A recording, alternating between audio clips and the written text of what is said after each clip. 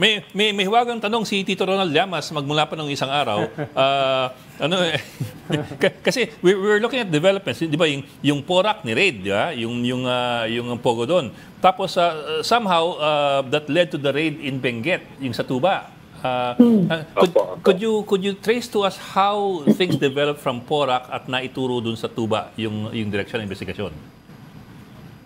Meron po, may mga natanggap lang po tayong impormasyon na yung iba pong nagtatakbuhan. Kasi nga ho, hindi ho ba nagkaroon ng leakage tayo sa Porac, ano? And because of that leakage, yung iba ho talagang nagtago kung saan-saan. May mga nakuha tayo sa party po ng Metro Manila, may nakuha po tayo sa party po ng Pampanga, at meron ho dun sa party North. Ito, yung isang impormasyon, yun nga ho, pumunta nga ron sa isang subdivision at yun nga ho, pinapuntahan natin with the DI operatives po, with the mission order po, nagpunta po sila doon. So sir, you had credible... sige, go ahead, Ami. Yung section na verify na ba kung sino talaga ang may-ari ng bahay? Kasi pati yung mga kapitbahay daw doon, ang tinuturo si former spokesperson Harry Roque, wala silang ibang tinuturo eh. At saka doon sa Homeowners Association ay Vice President pala yung asawa ni ex-human rights lawyer Harry Roque. Oo. Kayo po ano yung na-verify na ninyo? Tama po yun. Actually, personally ho, in two occasions po, binanggit po ni, hindi ko lang ho alam kung two occasions or binanggit na po during our congressional hearing yesterday na may interest nga raw po si former spokesperson Harry Roque doon sa bahay na yun. Ang sabi niya nga ho, talaga napupunta po siya doon sa bahay na yun. Pero ang kwento niya po kahapon, yun daw po ay parang family corporation at yung may interest, malaki nga daw po yung interest niya doon sa bahay niya. Yes, sir. Pero, well, of course, we're not lawyers. We're not learned in the law. Pero as far as you're concerned, what does that mean in terms of... Kasi nahuli yung dalawa doon, nahuli yung dalawang suspects doon.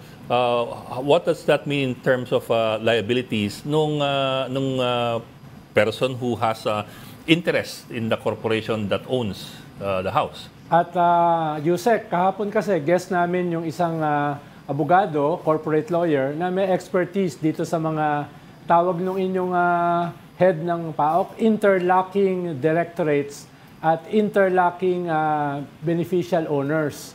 At ang sinasabi nung abogado na kausap namin kahapon, si Attorney Boco, ay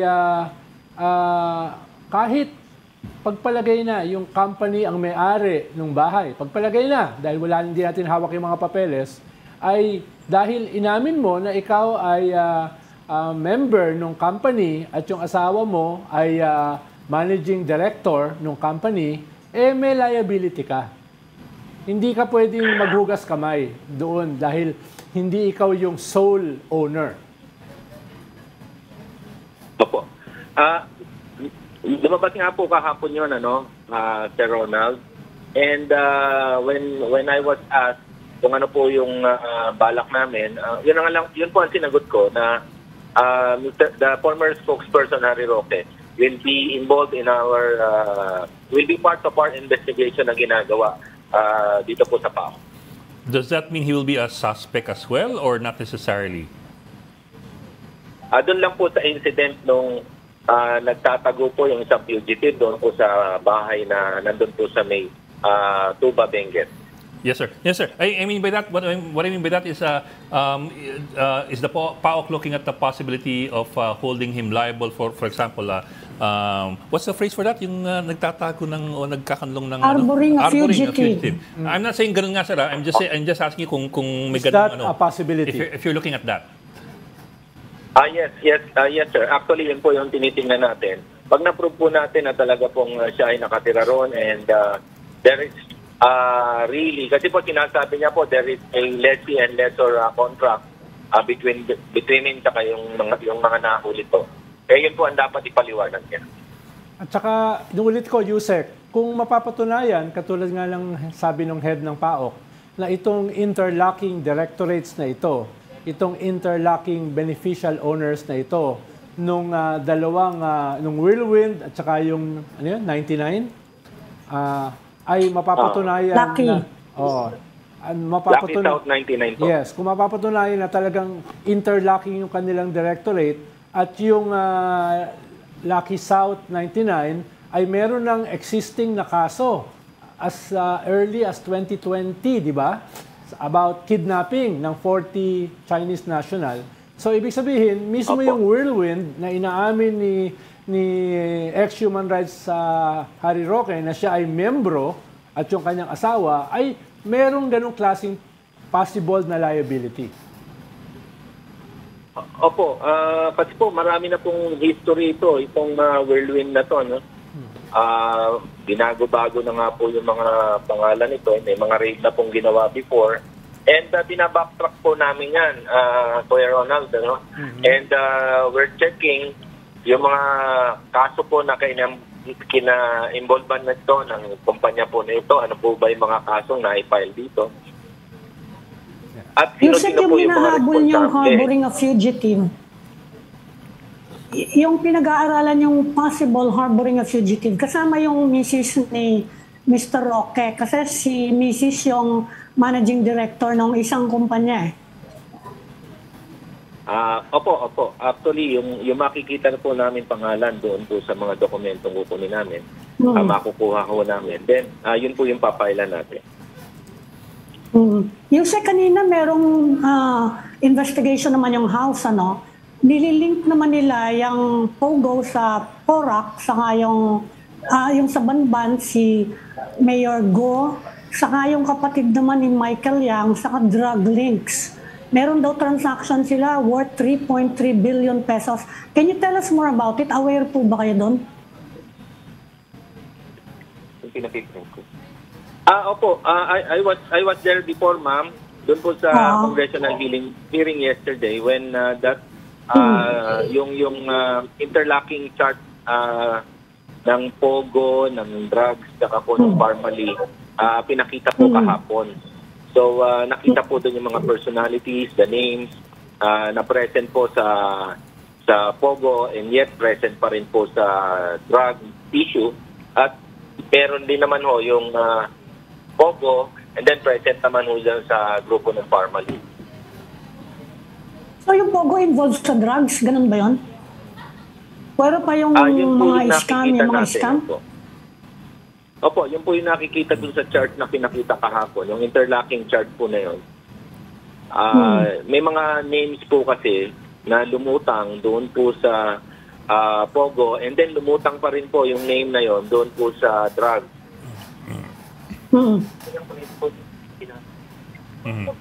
So posible pati drug trafficking cases, magpa-file din pala kayo against Mayor Go. Siyempre si Michael Yang matagal na yang na link sa drug trafficking, although I don't think he's in the Philippines eh.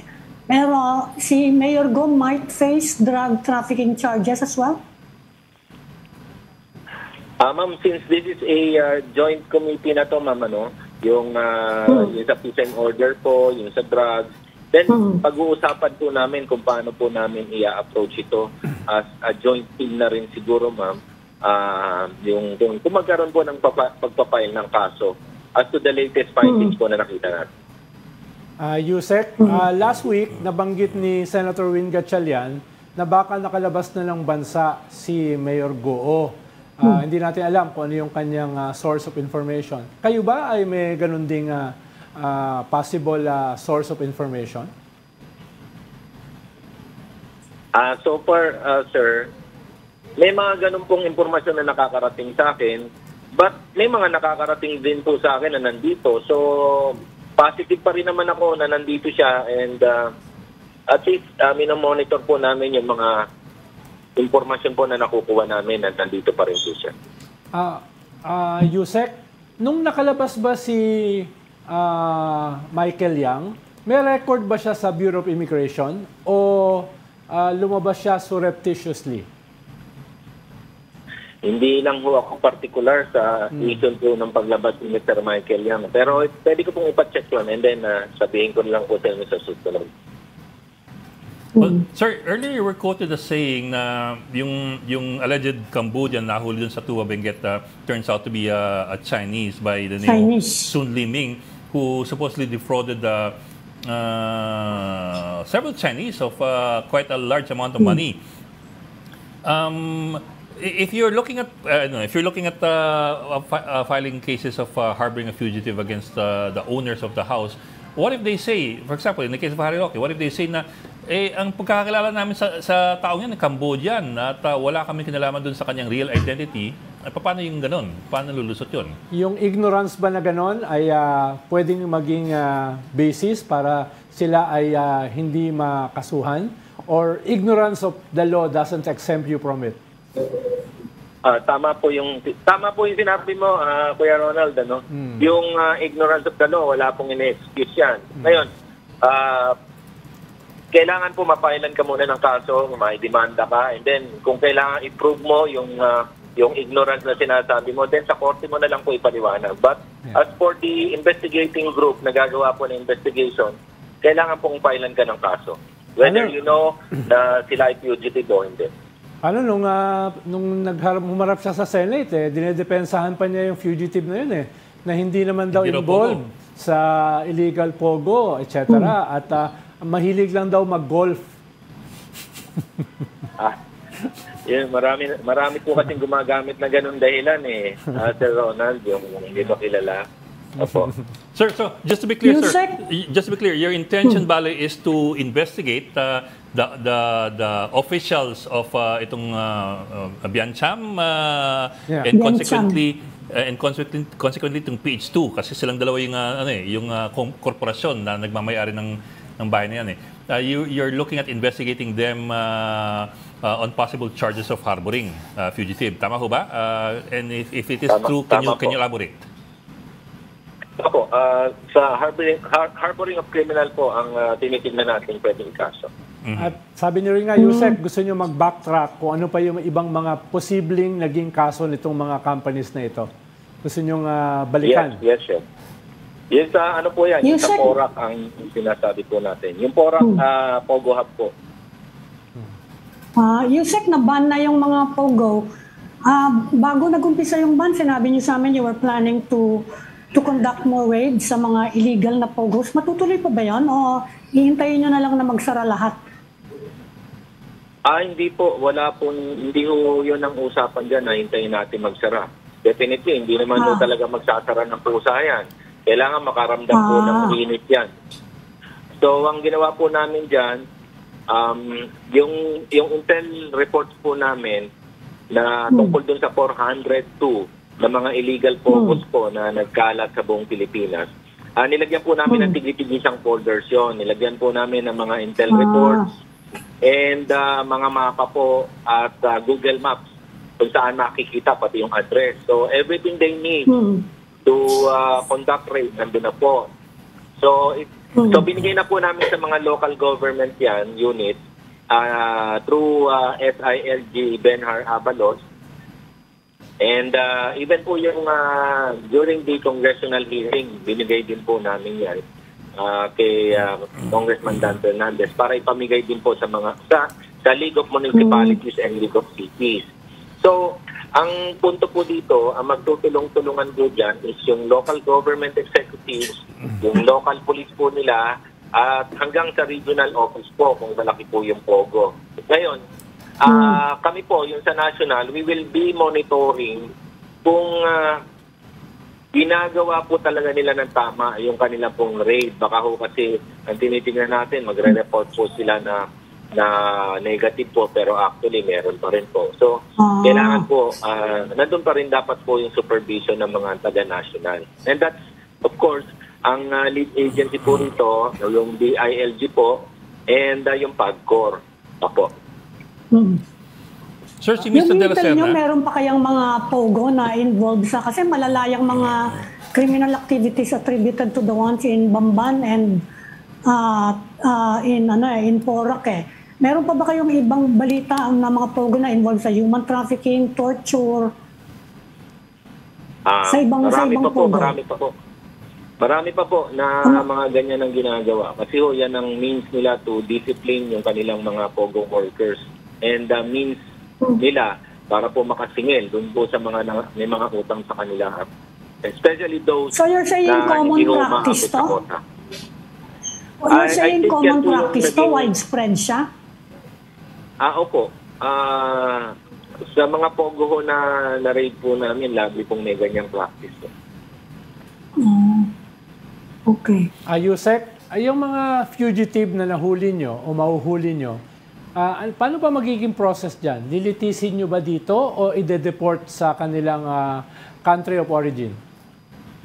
Pag fugitive po, especially those that were caught dito po sa atin, even ho yung mga nakuha natin sa mga pogo hubs, yan po yung mga pinapa-priority ko na ipa-deport po, pinauuna po natin.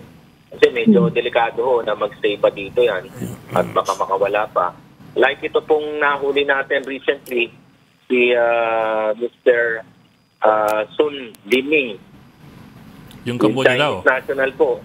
Ang kina-involveban po nito is 7 billion yuan. Kung i-convert po natin sa Philippine money yan, nasa 56 billion po yan ang Philippine money. So napakalaki po nung in-scam niya sa China. So ito po talagang ipapauna na natin ito. Pero paano, Yusek, kung meron silang binayolate na Philippine laws? Halimbawa, may tinorture silang Pinoy o may pinapatay sila na Pinoy, no, etc. Ano po? Ano po yan? Naiiwan po yan. Kailangan ipanugutan muna po nila yung ginawa nila dito sa lupa ng Pilipinas. Especially kung dito talaga nila ginawa yung kidnapping nila, yung pang-torture nila, yung pagnanakaw nila. Sir, yes, sir. Sir, Pananagutan muna nila, and then pag nakasuhan, and then sila, nakapag-serve na sila ng sentence nila, tsaka na po natin sila ipapadupon. so, sir, in the case of Sun Liming, wouldn't you want to do a complete investigation and interrogation of the guy first before you deport him? Kasi he might be able to point to you kung sino nagkakanlong sa kanila.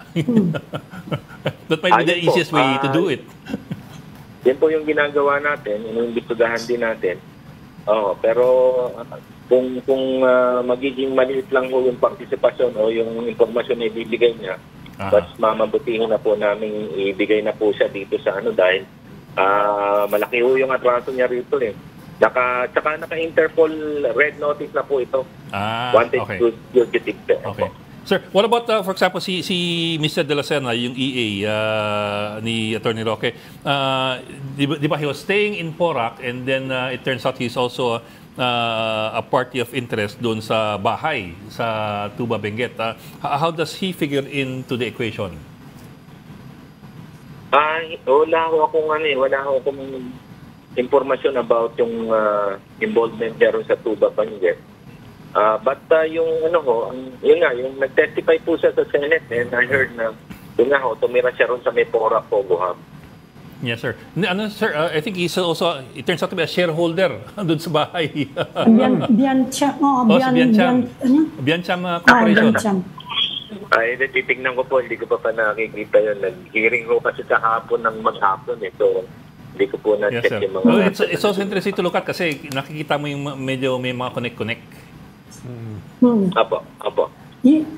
Yusek, parang napakarami ninyong kailangan pang gawin. Nadadagdagan ba tao ng PAOK? Are you recruiting more people? Ganun pa rin po. Kasi monitor nyo yung iba, yung local government, yung police. Nadadagdagan ba? Are you getting more resources, more people? Yung po ma'am yung nilalabi na at least dagdagan lang po kami ng tao. Kasi nga, habang tumatagal, lumalaki yung hawak namin. But for now, okay pa naman ho kami, 43, pero at least working naman po lahat at masipag po lahat. 43. 43. Di ba yun din ang 43 bilang, lang kayo. yan din ang bilang Yusek. ng ano, Continue. yan din ang bilang ng legal pogos. Legal pogo. Parang one is to one lang kayo. Paok lang yan, pero legal pogo. 1:1 lang kayo. Okay, Tito Ronald, meron ka papol? Okay na. Ha? Okay na. Ano? Tita Ami, may papol ka bago natin pakulan Okay na, okay na. Yusek. Okay Sir, na. Yusek Gilbert Cruz, sir, maraming salamat for joining us this afternoon. Salamat, Yusek. Ingat, sir. Thank you, Thank you po. Sir. Thank you din po sa opportunity. Thank you po.